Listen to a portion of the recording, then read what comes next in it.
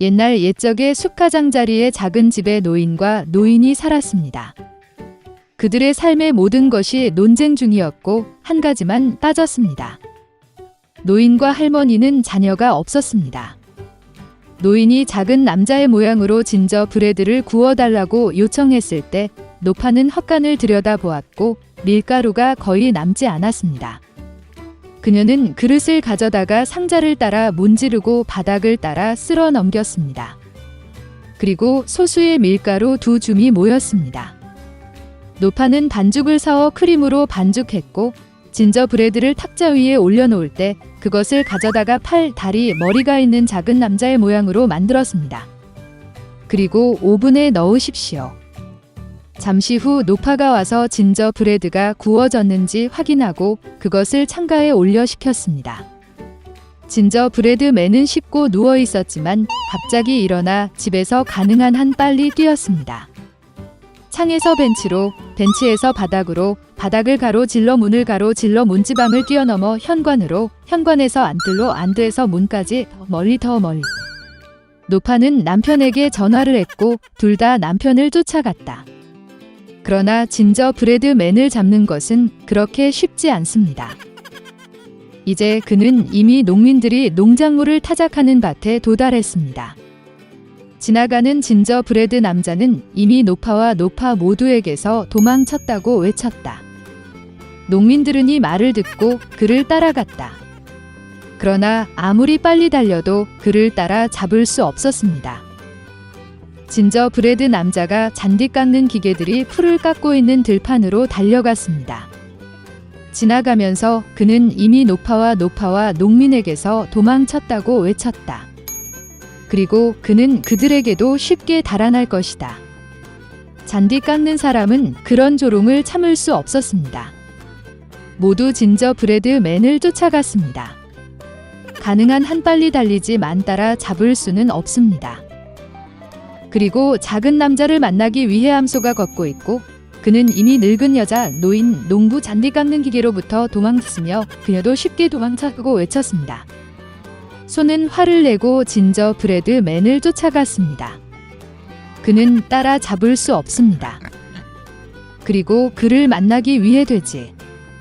작은 남자는 그가 이미 늙은 여자와 노인, 농부 잔디 깎는 기계, 소에서 도망쳤다고 외쳤습니다. 그리고 그는 그녀에게서도 쉽게 달아날 것입니다. 돼지가 비명을 지르고 뒤를 쫓았습니다. 그녀 많이 따라 잡을 수 없었습니다. 그녀는 너무 뚱뚱했습니다. 진저브레드맨이 길을 따라 달리고 토끼가 그를 만납니다. 그 작은 남자는 자신이 이미 노파와 노인, 농부 깎는 기계, 소와 돼지에게서 이미 도망쳤다고 말했습니다. 토끼는 이 말을 듣고 그를 따라갔다. 그는 작은 남자를 따라 잡을 수 없다. 토끼만이 그를 보았다. 진저브레드맨이 달리고 늑대가 그를 만납니다. 그리고 그 작은 남자는 그가 이미 늙은 여자와 노인, 농부 풀 깎는 기계, 소, 돼지, 토끼에서 이미 도망쳤고 대답했습니다. 그도 쉽게 도망칠 것입니다. 늑대는 으르렁거리며 진저브레드맨을 향해 달려갔고 그는 피하고 최대한 빨리 달렸습니다. 늑대만이 그를 봤어요. 진저브레드맨이 달리고 있고 거대한 곰이 그를 만나고 있습니다.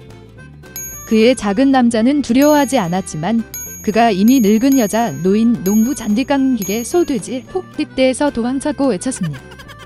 그리고 그는 쉽게 그에게서 도망칠 것입니다. 사나운 곰이 그의 발을 밟고 뒤를 쫓았습니다. 그러나 곰은 빠른 진저브레드맨을 따라 잡기에는 너무 느렸습니다. 진저브레드맨이 달리고 여우가 그를 만난다. 여우는 매우 교활했지만 작은 남자는 이것을 몰랐습니다.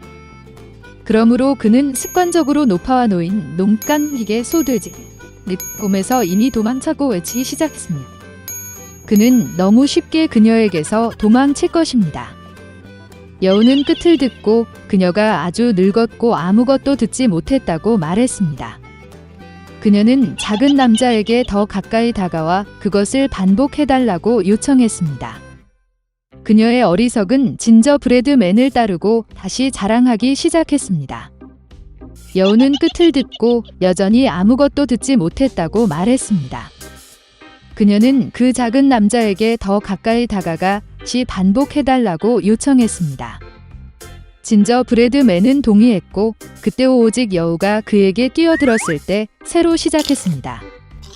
그리고 그것을 먹었습니다. 그리고 진저브레드맨은 더 이상 자랑하지 않습니다.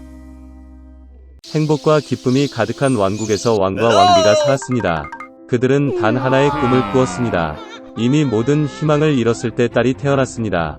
그녀는 매우 달콤하고 아름다웠습니다. 이 경우 큰 축하 행사가 열렸고 많은 손님이 궁전에 초대되었으며 그 중에는 훌륭한 마법사가 있었습니다.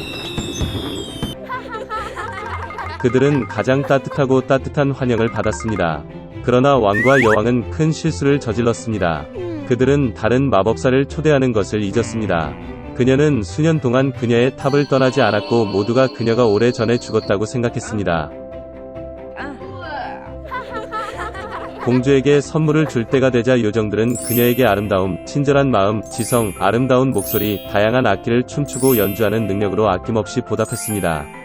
마지막 마법사에게 차례가 왔을 때 사악한 요정이 갑자기 홀에 들어갔고 휴가에 초대하는 것을 잊었습니다. 칼은 즉시 그녀를 위해 가져왔지만 그녀는 그녀가 받아야 할 만큼 정중하게 받아들여지지 않았다고 느꼈습니다. 그녀에게서 장과 접시를 떼어내고 그녀는 주문을 중얼거렸다.